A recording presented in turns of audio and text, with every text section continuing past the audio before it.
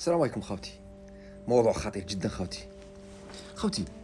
سمعت لا محالة هادو منكري السنة يقول لك الصلاة اللي راكم تصلوها صلاة بعضها جزءها من اليهودية، وواحد يقول لك من آه،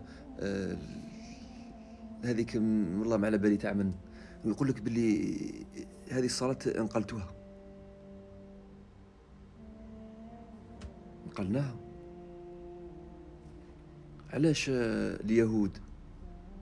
اليهودية والنصرانية وكل الديانات التي ذكرها الله ومن لم يذكرها أليس أصلها واحد وهو رب السماوات والأرض؟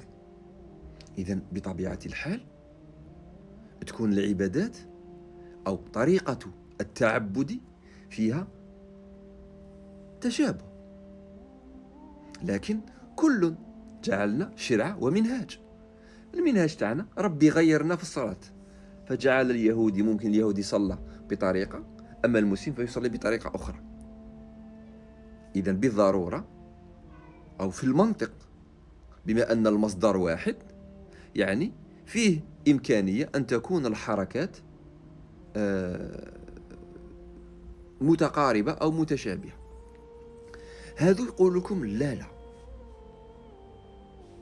راكم تقولوا لنا اليهود ما نأمنوش، حنا راكم تقولوا النصارى حنا ما نأمنوش.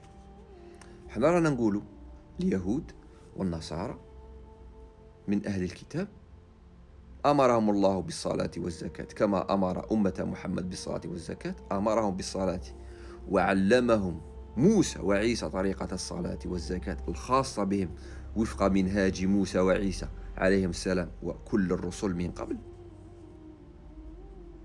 فمنهم من يصلي اليوم،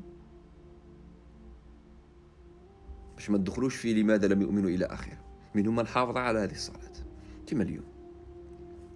هذو الناس واش قال فيهم ربي؟ هذا هو أصل الفيديو. إن الذين يكفرون بالله ورسله ويريدون أن يفرقوا بين الله ورسله ويقولون نؤمن ببعض ونكفر ببعض ويريدون أن يتخذوا بين ذلك سبيلا. الصلاة تاعكم كما اليهود تسمى غلط. لا مش غلط، من مصدر واحد اختلفت.